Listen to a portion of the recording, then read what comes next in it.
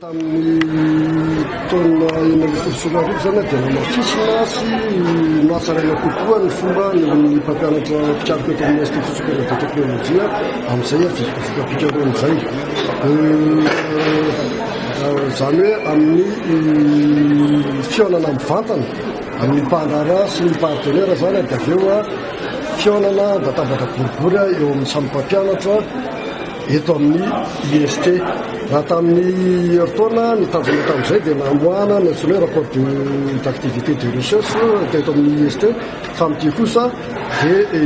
teo ihany zay fa nampiana amin'izay hoe fifanakamiza-kevitra sy fanomezam-baovao amin'ireo mpiara-monina antoka amin'ny IST zany eo amin'ny lafiny fikaroana hitantsika teo ireo mpiara-monina antoka eo itoatoerana ny ministère zany sy ny orinasa isan-karazany dia eo ihany koa ireo mpiara-monina antoka avy any ivelany toy ny AOF, ny SCAC, ny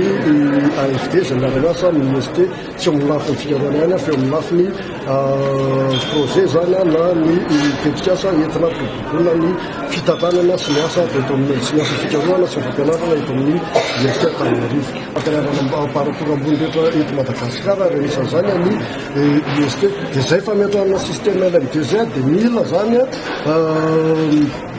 tetikasa maro mba anatsarana zay fiatra dikany LMD zany dia fendrairaisam-pirenena izy io dia tsy maintsy mivoatra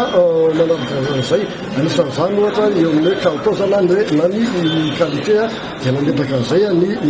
IST Antananarivo ary fantatsika ngamba fa nanomboka tamin'ity taona ity dia efa nazo ny accréditation zany hoe dingana manaraka ny habilitation moa zany izy io dia nidikan'iny tsy mpiatraka fotsiny zany accréditation zay fa misy asa tsy maintsy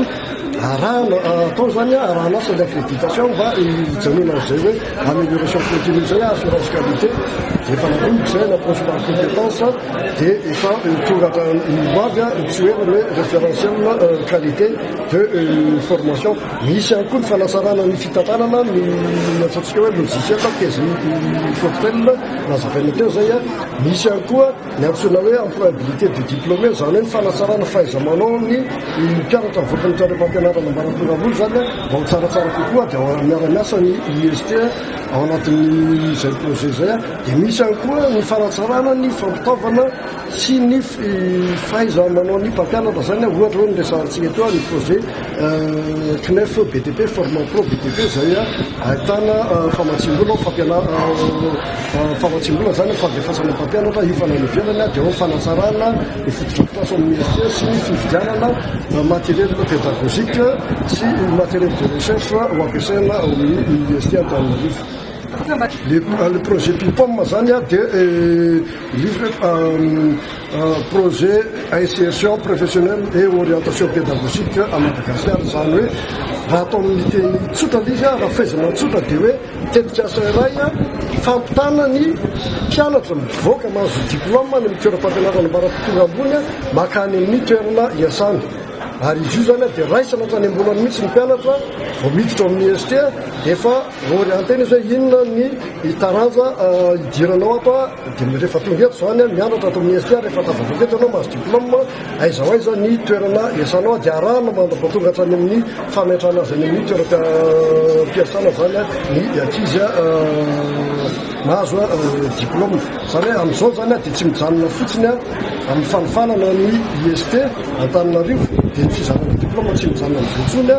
fa mandray an-tanana ny fametrahana ny ankizy any amin'ny toeram-piasana ary mbola manaraka hatrany ihany koa izay asa ataony an'izay mba hahazahoana retour avy any amin'ny entreprise inona ny tsy mety nataony inona ny mety nataony mba hanatsarana indray ny ataontsika hoe contenu de la formation au IST.